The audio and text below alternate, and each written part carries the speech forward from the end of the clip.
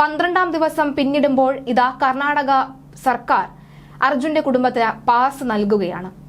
ആ ഒരു സംഭവസ്ഥലം നേരിട്ട് കാണാൻ അർജുന്റെ ഭാര്യയും അച്ഛനും അമ്മയും ഒരുപക്ഷെ അങ്ങോട്ടേക്ക് യാത്ര തിരിച്ചേക്കാം. എന്നാലും അവശേഷിക്കുന്ന ഒരു ചോദ്യം അർജുനെ കിട്ടുമോ എന്നതാണ്. കർണാടകയിലെ ഷിരൂരിലുണ്ടായ മണ്ണിടിച്ചിലിൽ കാണാതായ ലോറിയെയും അർജുനെയും കണ്ടെത്താനുള്ള ദൗത്യം 12ാം ദിവസത്തിലേക്കും കടന്നിരിക്കുകയാണ്. നിർണായക വിവരം പുറത്തുവരുന്ന ഈ ഒരു ഘട്ടത്തിൽ ഗംഗാവലിപ്പുഴയുടെ അടിയിൽ ഒരു ലോറിയുണ്ട് എന്ന് സ്ഥിരീകരിച്ചിരിക്കുകയാണ്. ഐബോർഡ് പരിശോധനയിൽ കിട്ടിയ 4ാം സിഗ്നലാണ് ലോറിയുണ്ട് എന്നത് സ്ഥിരീകരിച്ചത്. ഉത്തര കന്നഡ ജില്ലാ കളക്ടർ ലക്ഷ്മിപ്രിയയാണ് ഇത് വ്യക്തമാക്കിയിരിക്കുന്നത്. കരയിൽ നിന്ന് 132 മീറ്റർ അകലെ ചെളിയിൽ പുതഞ്ഞ നിലയിലാണ് ലോറി ഉള്ളത് എന്നാണ് നിഗമനം. അതേസമയം ലോറിയിൽ മനുഷ്യ സാന്നിധ്യം ഉറപ്പോടെ കണ്ടെത്താൻ കഴിഞ്ഞിട്ടില്ല എന്നും കളക്ടർ വ്യക്തമാക്കുകയാണ്. ലോറിയുടെ ക്യാബിൻ ഭാഗമായി തകർന്ന നിലയിലാണ് എന്നും കളക്ടർ പറയുകയാണ്. അതേസമയം തെരച്ചിലിന് കുന്താപുരയിലെ മത്സ്യത്തൊഴിലാളികളുടെ സംഘത്തെ ജില്ലാ ഭരണകൂടം എത്തിച്ചിരിക്കുകയാണ്.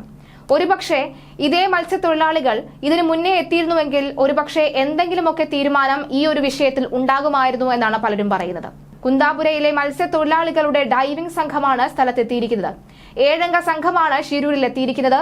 ഈശ്വർ മൽപെയാണ് സംഘത്തലവൻ. നിലവിൽ ഡൈവർമാർക്ക് ഗംഗാവലിപ്പുഴയിൽ ഇറങ്ങാനുള്ള സാഹചര്യമില്ലെന്നാണ് വിലയിരുത്തൽ. മത്സ്യത്തൊഴിലാളികളെ ഇറക്കണോ എന്ന കാര്യം നാവികസേനയുടെ അഭിപ്രായം തേടിയ ശേഷം മാത്രമേ തീരുമാനിക്കൂവെന്നാണ് അധികൃതർ വ്യക്തമാക്കിയത്.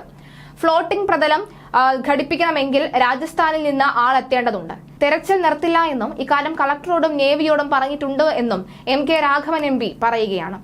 ഫ്ലോട്ടിംഗ് വെസൽ കൊണ്ട് വന്ന ഇരുമ്പ് കമ്പി ഉപയോഗിച്ച പുഴയിൽ ഇറങ്ങാനാണ് ശ്രമം. സാധ്യമായ എല്ലാ കാര്യങ്ങളും ഷിരൂരിൽ ചെയ്യുന്നുണ്ടെന്നും MP പറയുകയാണ്.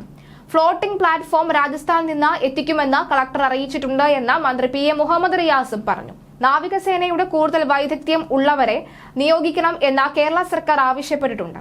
പ്രാദേശിക മത്സ്യത്തൊഴിലാളികളുടെ സഹകരണത്തോടെ തിരച്ചിൽ തുടരും. സാധ്യമായ എല്ലാ ശ്രമങ്ങളും നടത്തി മുന്നോട്ട് പോവുകയും ചെയ്യും. മറ്റ് നേവൽ ബേസിൽ വിദഗ്ധർ ഉണ്ടെങ്കിൽ എത്തിക്കണമെന്നും കേരളം ആവശ്യപ്പെട്ടിട്ടുണ്ടെന്നും മന്ത്രി റിയാസ് പറയുകയാണ്. അതേസമയം പട്ടിയെ ആടാക്കുന്നതും ആടിനെ പട്ടിയാക്കുന്നതും പശുവിനെ പോത്താക്കി മാറ്റുന്ന ഒക്കെ ശ്രമങ്ങൾ ഇപ്പോൾ നടന്നുകൊണ്ടേയിരിക്കുകയാണ്.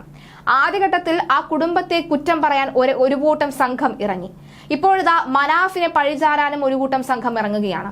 എന്തിനേറെ പറയുന്നു, ലോറിക്കടിയിൽ ഈ നമ്മുടെ അർജുൻ ഓടിച്ചിരുന്ന ലോറിക്കടിയിൽ ഒരു നിലവറയുണ്ടെന്നും അതിനകത്ത് കുഴൽപ്പണമാണ് എന്ന് പറഞ്ഞു വെക്കുന്നവരും ചെറുതല്ല, ചില്ലറക്കാരല്ല. നിരവധി അത്തരം കമന്റുകളും അത്തരം വ്യാഖ്യാനങ്ങളും ഈ ഒരു വിഷയത്തിനുമേൽ വരികയാണ്.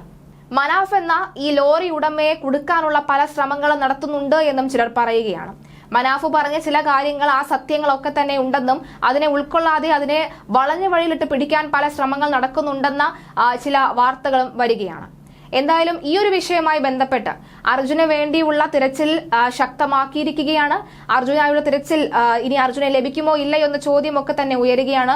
അർജുന് എന്ത് സംഭവിച്ചാലും നേരിടാൻ ഞങ്ങൾ തയ്യാറാണെന്ന ഒരു ആത്മബലത്തിലേക്ക് അല്ലെങ്കിൽ ഒരു മനസാന്നിധ്യം കൈവിടാതെ ആ കുടുംബം നിൽക്കുകയാണ്. നെഞ്ചത്തടിച്ച് അലറി വിളിക്കുവാനോ അല്ലെങ്കിൽ കരയുവാനോ ഒന്നും തന്നെ ഇപ്പോൾ ആ കുടുംബത്തിന് പറ്റിയ അവസ്ഥയല്ല. ഒരു മരവിച്ച അവസ്ഥയിലാണ് കുടുംബാംഗങ്ങൾ എല്ലാവരും എന്ന് വേണമെങ്കിൽ പറയാം.